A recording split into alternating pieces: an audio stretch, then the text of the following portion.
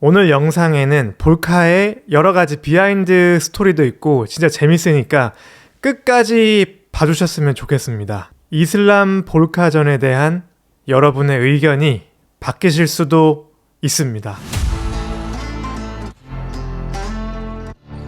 볼카의 코치인 조 로페즈가 서미션 라디오와 인터뷰한 내용 정리해드립니다. 초반에 볼카 코치인 조 로페즈 관련 이야기도 있었는데 개인적으로 재밌었던 두 가지만 간단하게 말씀드리고 볼카에 관한 이야기로 넘어가겠습니다. 우선 이름 조에 대해 원래는 조제알도 같이 호세인데 옛날에 호주에서 부르기 어렵다고 선생님들이 하루는 그냥 쉽게 조로 해라 해서 조가 되었다고 합니다. 예전에 펍에서 이제 바운서로도 일한 적도 있고 유명 인사들 보디가드도 한 경력이 있는데 예전 펍에서 일할 때 쫓아낸 손님이 화가 나가지고 쉐리와 총을 들고 나타난 적도 있다고 합니다.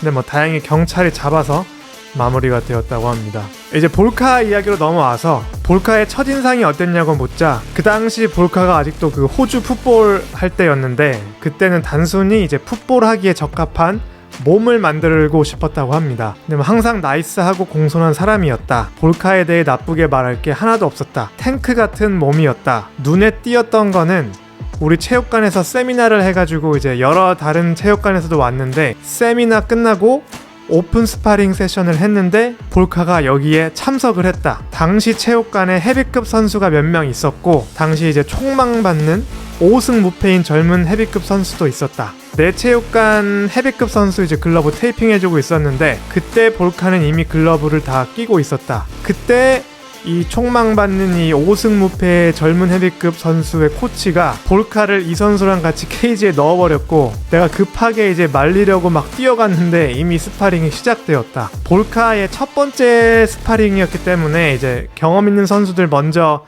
스파링 시키고 그 다음에 이제 볼카 시키려고 했는데 1분 뒤에 볼카가 이미 걔를 서브미션 시켜버리더라. 아마 상대가 브라운 벨트였는데 3번을 서브미션 시켜버리더라. 완전 총망받는 선수였는데 볼카가 서브미션을 3번을 시켰다. 기억나는 게 이제 세션 끝나고 볼카한테 파이팅 해볼 생각 있냐고 물어봤더니 항상 자기 꿈이었다고 하더라.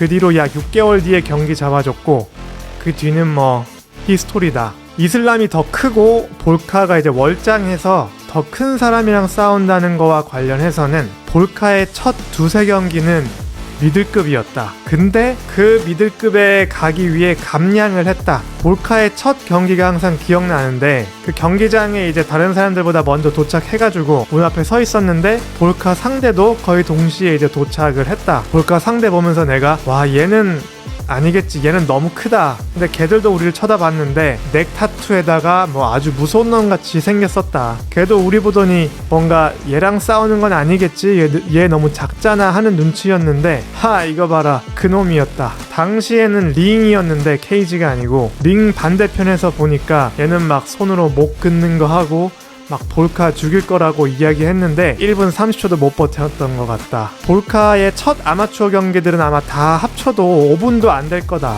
마이크 타이슨이 20개 KO를 20분인가 30분 만에 한 거랑 비슷하다고 보면 된다. 그리고 볼카 몸도 약간 리틀 마이크 타이슨 같지 않냐? 짧고 다부지고 세고 큰 오버핸드 라이트도 있고 사람들이 사이즈에 대해 계속 이야기하는데 여기에 대한 의견을 묻자 나는 볼카 데이 1부터 봐왔기 때문에 볼카가 다양한 사람들과 스파링 하는 걸 봐왔다. 스파링 상대 코치들이 스파링 상대한테 스파링 중에 이거 해라 저거 해라 하는 걸 봐왔는데 볼카랑 스파링 한다는 게 어떤 건지를 걔들은 깨닫지 못하더라. 볼카는 다른 짐승이다. 볼카가 왼쪽으로 갈지 오른쪽으로 갈지 볼카 상대로는 게임 플랜이 무용지물이다. 볼카의 움직임 때문에. 또 다른 거 하나는 볼카는 항상 강했다. 슈퍼 스트롱이다. 항상 말했지만 거리랑 타이밍 이해 능력이 볼카는 가장 축복받은 것이라고 했는데 힘도 진짜 세다. 그리고 또 재밌는 거는 파이트 위기 되면 볼카는 오히려 더 세진다. 대부분의 선수들은 약해지고 완전 에너지를 상실하는데 요즘은 아니지만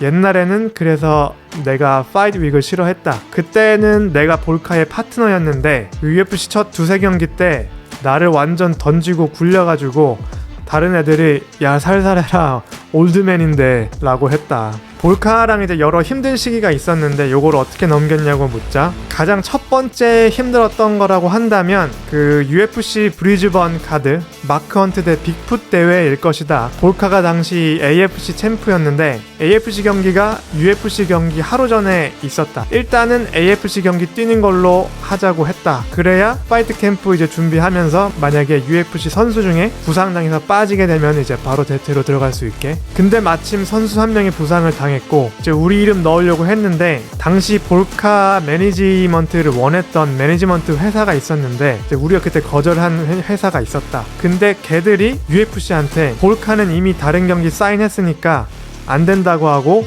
다른 파이터를 집어넣었다. 이때 우리는 사실 AFC 경기 사인도 안 한 상태였다. 그리고 그 UFC 프로모터한테도 클리어하게 얘기했다. 만약 우리한테 기회 준다면 우리 바로 UFC로 간다고. 이렇게 돼가지고 볼카가 기회를 놓쳤다. 근데 뭐 이 상황이라면 누구라도 절망스러웠을 것이다. UFC가 원했는데 이 망할 매니지먼트 팀들이 노라고 했다. 당시 매치메이커 이제 조 실바가 리스트 보고 있었는데 이놈들이 볼카는 다른 경기 이미 있으니까 다른 파이터 넣으라고 했다고. 지금이야 뭐 컨텐더 시리즈도 있고 UFC 들어갈 기회가 뭐 여러 가지가 있는데 당시에는 특히나 이제 패더급이나 라이트급은 빡빡해가지고 들어가기 어려웠다. 그래서 볼카가 체육관에 왔다가도 빡쳐서 차 타고 그냥 집에 가버렸다. 한번 생각해봐라. 아내도 있고 어린 자식도 있는데 돈 아끼려고 볼카는 엄마 집으로 가서 같이 살았다. 볼카가 집을 샀는데 일본 나갈 돈들이 많기 때문에 그 집은 세를 줬고, 볼카는 쉬운 걸 한 적이 한 번도 없다. 정확하게는 모르겠지만 1년 반에서 2년 가까이 엄마랑 같이 살아야 했다. 그게 볼카의 꿈을 서포트 해줄 수 있는 유일한 길이었다. 그래서 내가 항상 말하지만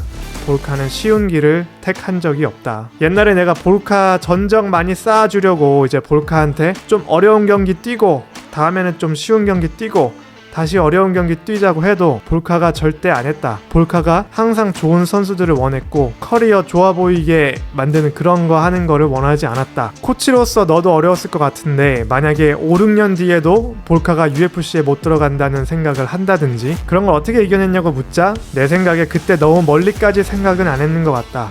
당장 앞에 일들에 신경 썼고 계속 그렇게 했던 것 같다. 긍정적인 자세로 오늘 아니면 뭐 내일은 UFC에 가겠지 라고 생각하면서 나는 그냥 원래 그렇게 생각 안 하는 스타일이다. 사실 볼카가 발리에서 하는 친구 결혼식에 베스트맨으로 가게 되었었는데 그때 왜인지 모르겠는데 UFC에서 우리를 부를 것 같은 느낌이 들었다. 지금도 생각하니까 소름 돋는데, 그래가지고 이제 아내한테 발리 가고 싶냐라고 하니까 예스라고 했다. 그래서 발리를 갔는데 발리 간 첫날에 UFC에서 콜이 왔고 볼카가 UFC에 들어갔다. 그때 훈련할 수 있는 장비들 다 들고 가가지고 볼카랑 거기서 매일 훈련했다. 드디어 UFC에 들어간 거라서 아주 익사이팅했다. 원래 필리핀 카드에서 존 턱이랑 붙는 거였는데 카드가 취소됐지만 어쨌든 UFC에는 입성했다. 그리고 뭐 다 아는 것처럼 첫 번째 경기가 UFC 멜번 대회였다. 나중에 이제 볼카가 나한테 알려줬는데 그 콜 받기 전에 볼카가 막 훈련도 잘 안 하고 했는데 그때 사실 아주 우울했다고 나한테 나중에 알려줬다.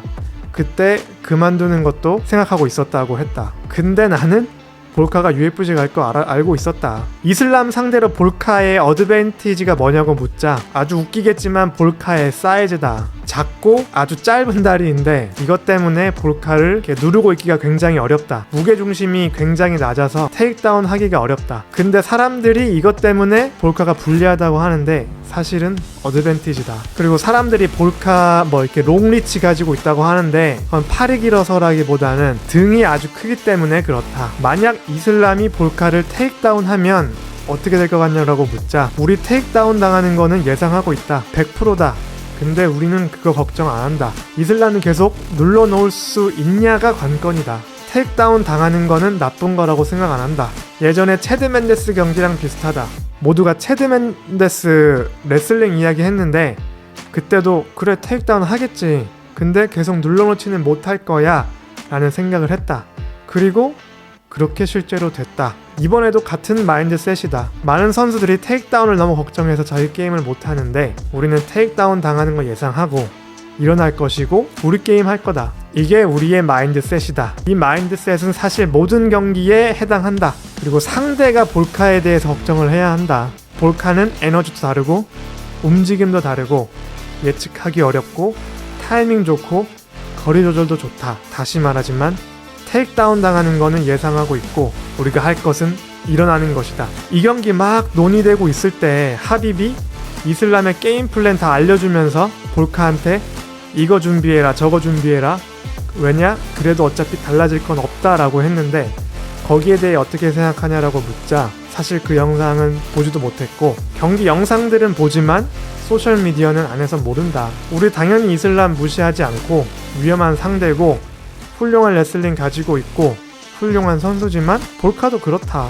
좋은 경기 기대하고 있고 결국에는 볼카의 손이 올라갈 것이다. 이슬람 경기 영상을 보고 다른 사람들은 보지 못한 이슬람의 약점을 발견했냐고 묻자 당연히 많은 이야기는 안 하고 싶다. 그냥 한번 보자.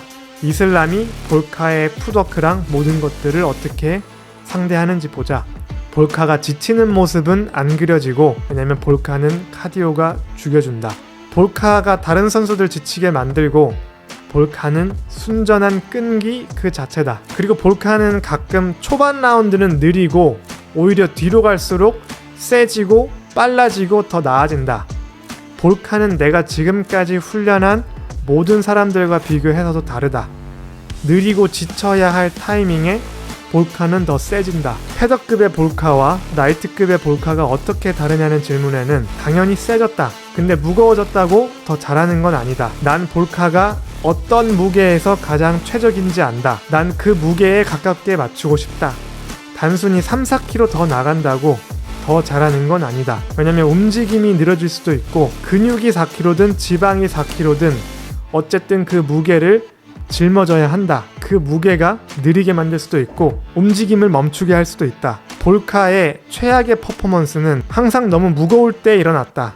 볼카가 그걸 깨닫게 하는데 오래 걸렸지만 이제는 볼카도 안다. 아마 1-2kg 정도 더 무거울 것이다. 이슬람이랑 비슷하게 80몇 킬로 맞출 수도 있지만 그러면 예전과 똑같은 움직임은 없을 것이다. 마지막으로 경기 승자 예측에 대해서는 볼카의 판정승을 예측했습니다. 어떠신가요? 이슬람 볼카전에 대한 의견이 좀 바뀌셨나요?